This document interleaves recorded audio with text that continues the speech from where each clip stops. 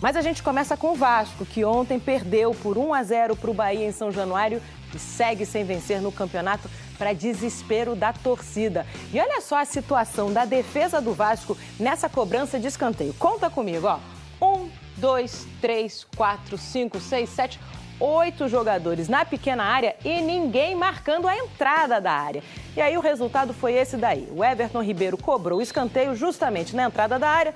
Luciano Juba foi quem pegou ali de primeira para fazer o gol do jogo, 1-0 para o Bahia. Contando com o Brasileirão do ano passado, essa foi a 9ª derrota do time nos últimos 11 jogos no campeonato. A torcida vascaína está perdendo a paciência com o Fernando Diniz. Fim de jogo em São Januário. 2ª derrota do Vasco no Campeonato Brasileiro. A torcida está na bronca com o time e com o técnico Fernando Diniz. E daqui a gente vai lá para a entrevista coletiva dele. O Diniz apareceu na sala quase 1 hora depois do fim do jogo. Se enrolou com a cadeira, se sentou e em pouco menos de 20 minutos respondeu 13 perguntas. 3, pelo menos, sobre as vaias que voltou a receber do torcedor. A hostilidade da torcida é normal. O time não ganha, o torcedor tem que vaiar mesmo. Eu tô aqui para sustentar isso. O Diniz, resignado pelas vaias, também estava inconformado pelo resultado. O sentimento é de frustração total. A gente teve oportunidade mais do suficiente para virar o jogo, não virou. A derrota para o Bahia foi a 21ª de Diniz em 51 jogos nessa que é a 2ª passagem dele pelo Vasco. Confrontado com os números e questionado se sentia pressionado, Diniz se irritou. Quando a gente quer trazer os números, se é conveniente para colocar mais pressão, como você está fazendo, aí você traz, não é a primeira vez que você faz isso. Tá tudo bem, beleza, você tá ganhando hoje, tá? Você tá ganhando hoje, não precisa desculpar não, você tá ganhando hoje. Comemora. Não, comemora. Entre tantas explicações, restou uma pergunta sem resposta. Por que o Vasco não consegue traduzir superioridade em vitórias? Não tem muito como explicar isso pro torcedor. O torcedor quer vitória. A gente precisa ganhar jogo. Se tivesse ganho hoje, o ambiente já tá melhor. As perguntas seriam outras. E tá tudo certo. Então a gente tem que tocar e fazer o time vencer as próximas partidas. Pra gente poder ter paz aqui e conseguir trabalhar. Você viu aí, né? O Diniz falando sobre a dificuldade de traduzir superioridade em vitórias. O Vasco não está conseguindo fazer gol. São 62 finalizações nesse Brasileirão, só 2 golzinhos. Contra o Bahia, o jogo acabou tendo aquela carinha de filme repetido, sabe? Um Diniz de repetições. Em campo e fora dele também. Estou triste pelo resultado do jogo, mas o time não jogou mal. Muito frustrante pelo resultado e em termos de desempenho não. Com o volume que a gente tem criado, eu acho que é questão de tempo para a bola começar a entrar. Foram 24 finalizações do Vasco, o triplo das 8 do Bahia. Coutinho teve 2 chances. Coutinho bateu o Ronaldo, que chance, Coutinho! Cabeçada do Nuno raspou o travessão. Só desviou, ela subiu e saiu. Brenner também tentou. Chegou o Brenner, batendo de canhota direto para fora, bateu mascado.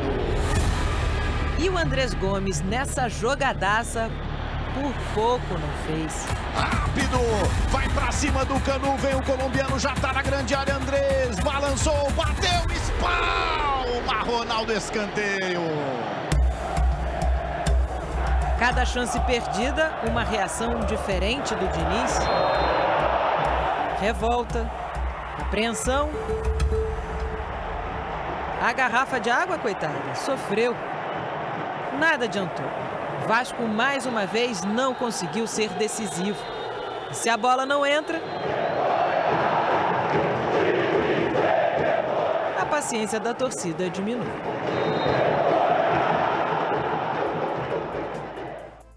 O jogo de ontem também marcou a estreia do argentino Cláudio Spinelli, atacante que chegou do Independiente del Valle.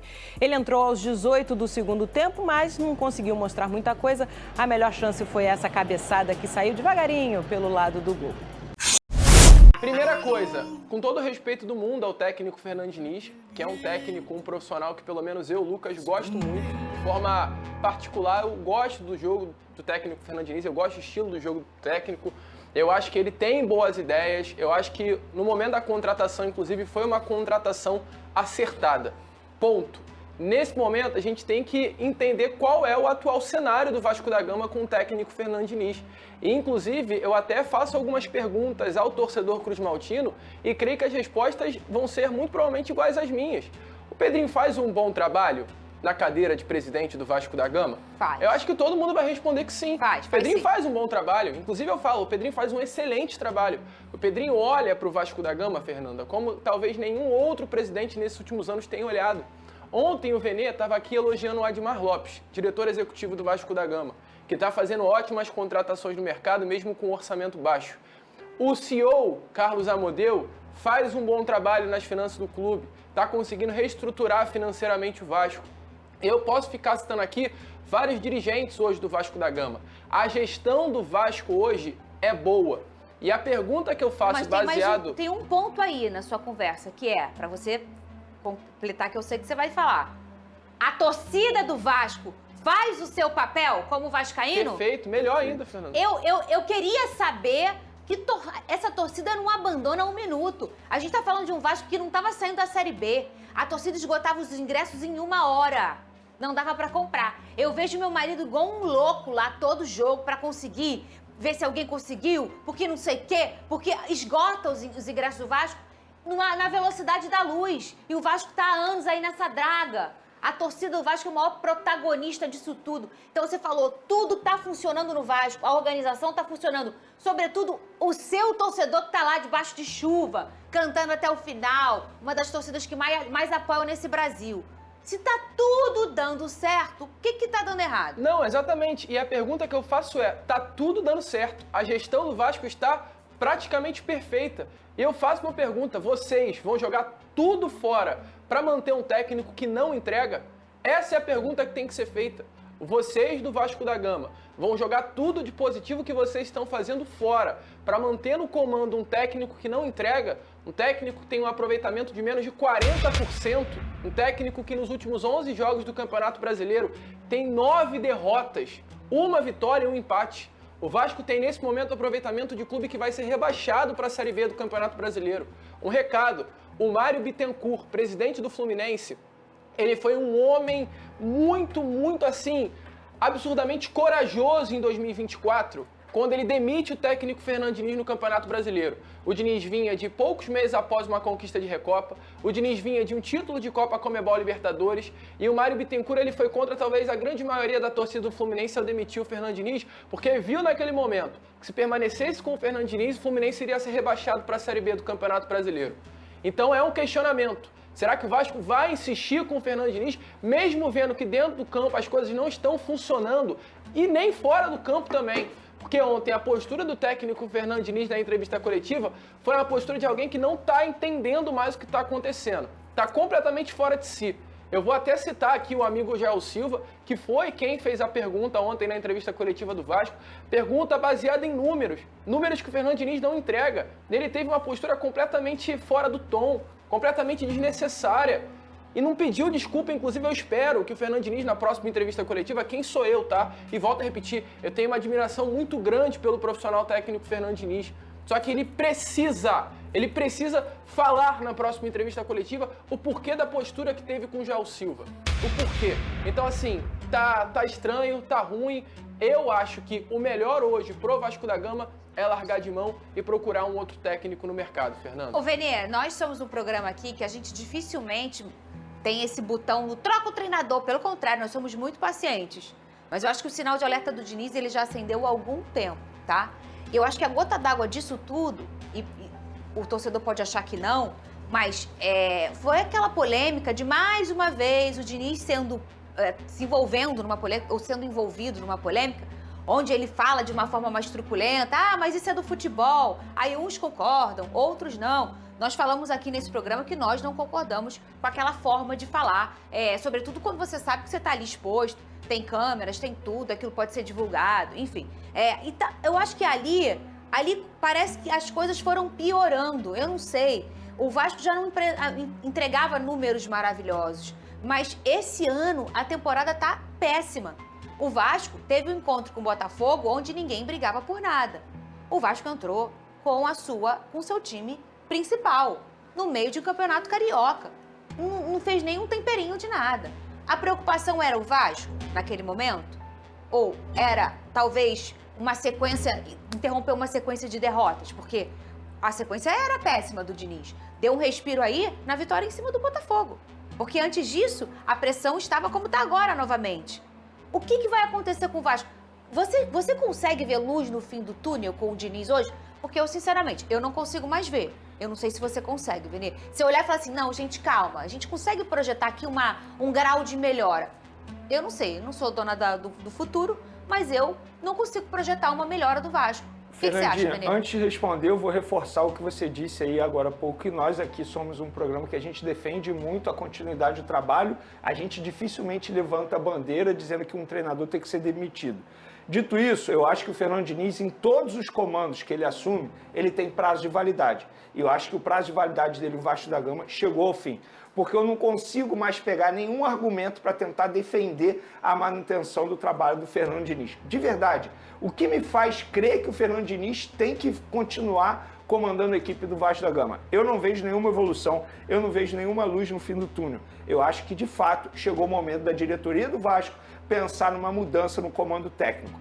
Porque o que aconteceu ontem em São Januário expôs muita coisa. Fernando, se você pegar o gol que o Vasco da Gama tomou ontem, é um gol de várzea, gente. Olha, repara bem no lance, como é que o Vasco toma um gol daquele, gente?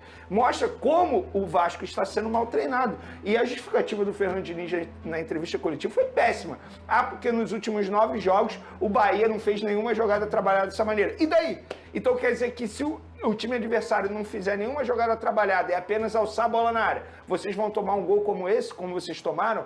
Ah, mas no ataque a gente criou muito, não colocou bola na rede. Beleza, é um erro da equipe também que precisa ser corrigido. O próprio Rogério Ceni falou isso ontem na entrevista coletiva. Ele falou, ainda bem que o Vasco não tem mais o Verratti, porque só foi bola alçada o tempo todo. E quando um time fica alçando bola o tempo todo, é porque não sabe o que fazer. É o grau máximo do desespero. Exatamente. Para mim, de verdade, assim, com todo respeito ao técnico Fernando Diniz, que eu acho um baita profissional, mas toda vez que ele assume um time, ele tem um prazo de validade. E o prazo de validade dele no Vasco da Gama chegou ao fim. Ou troca agora, ou vai ser daí para pior. E esse argumento de que, não, ele tem que continuar porque não tem ninguém livre no mercado. Esse argumento não cabe.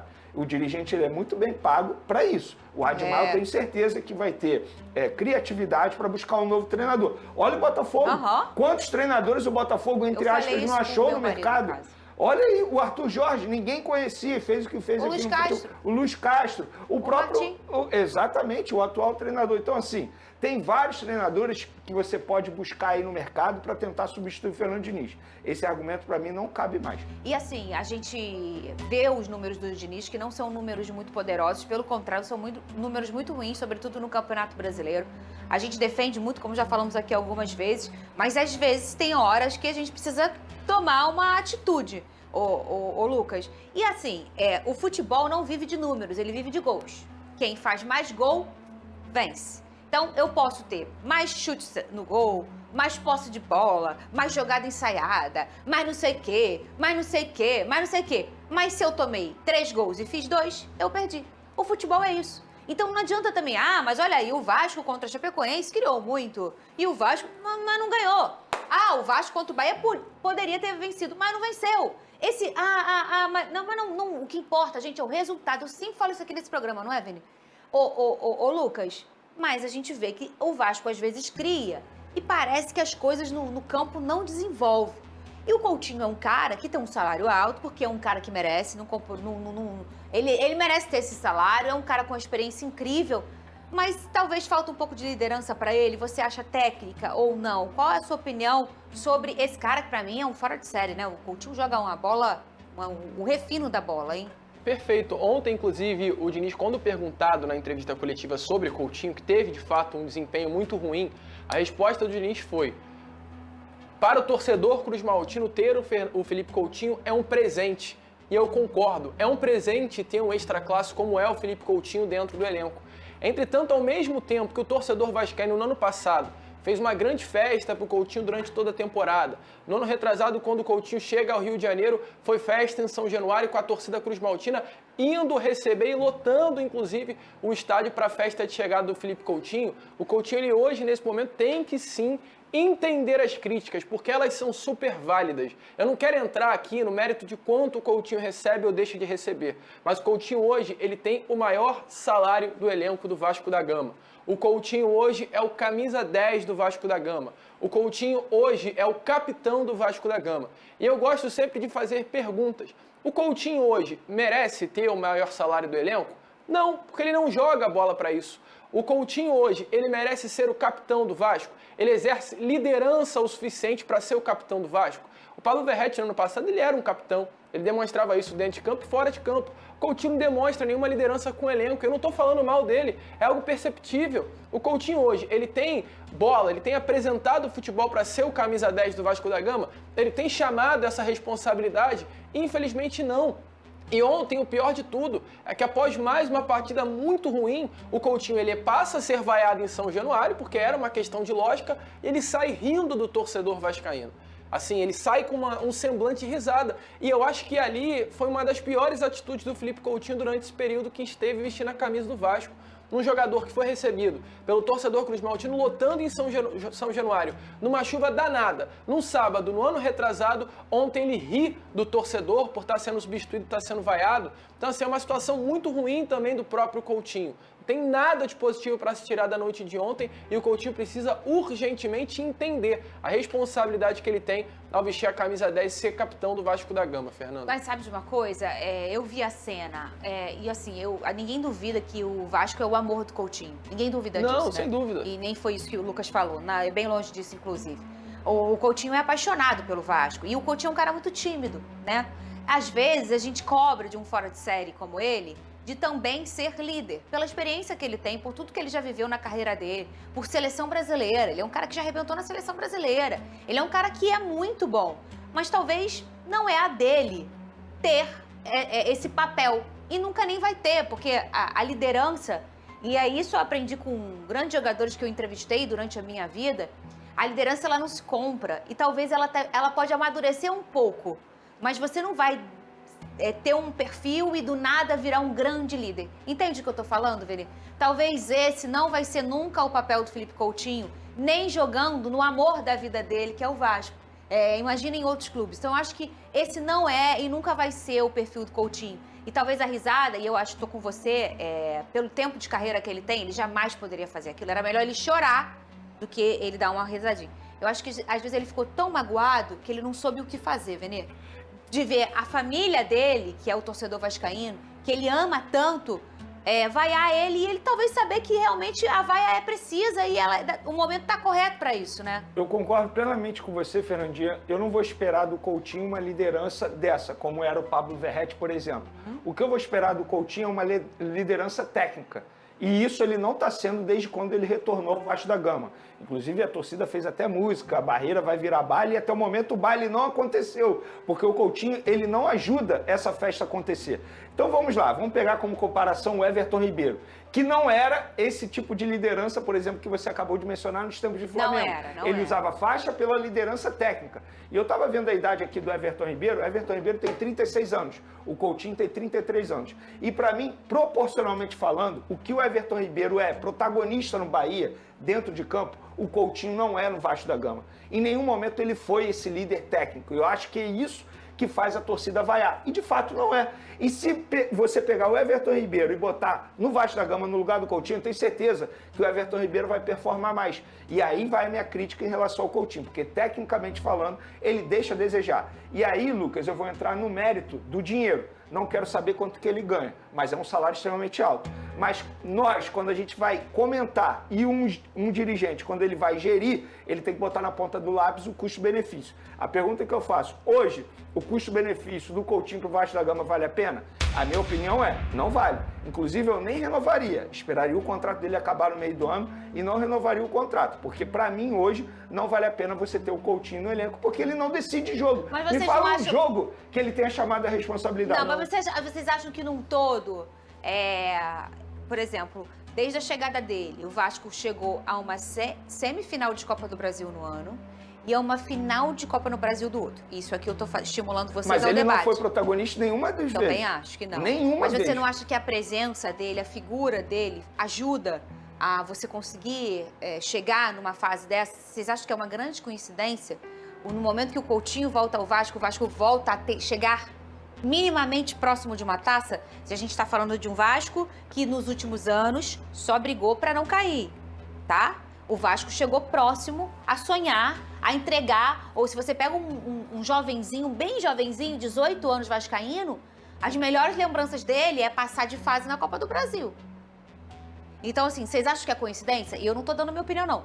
Eu tô realmente estimulando o raciocínio de vocês. Você acha, Lucas, que é uma coincidência? Fernanda, assim, coincidência não, mas eu acho que a gente colocar essa responsabilidade positiva, né, esse protagonismo, entre aspas, em cima do Felipe Coutinho ao chegar numa semifinal e final de Copa do Brasil, e, assim, a gente automaticamente vai colocar esse antagonismo dele nesse momento do Vasco. Então a gente não pode colocar esse topo e esse descenso pro Felipe Coutinho, entendeu? O Felipe Coutinho é um jogador que, como o próprio Vene falou, a minha opinião também, nunca teve um protagonismo no Vasco que a torcida esperou. O Felipe Coutinho, nesse momento, e desde, inclusive, os primeiros passos dele no Vasco nesse retorno, ele frustra o torcedor vascaíno. E creio que hoje, fevereiro de 2026, o sentimento é que o Felipe Coutinho ele está fazendo minutos extras, horas extras no campo durante praticamente todas as partidas.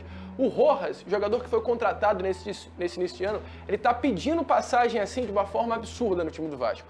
Ontem ele entra aos 80 minutos. Ele em 10, 15 minutos faz algo que o Felipe Coutinho não fez durante todo o primeiro e o segundo tempo. O Rojas é um jogadoraço. E a sensação é, o Felipe Coutinho hoje não merece a titularidade no Vasco e ele é titular apenas pelo nome. E aí eu já vou para um outro ponto. Não acho isso justo, não acho isso correto, entendeu, Fernando? Eu posso responder essa pergunta? Pode. Eu acho que foi coincidência. Você acha, menino? Porque quando o Vasco chegou à semifinal em 2024, quem foi protagonista foi o Léo Jardim.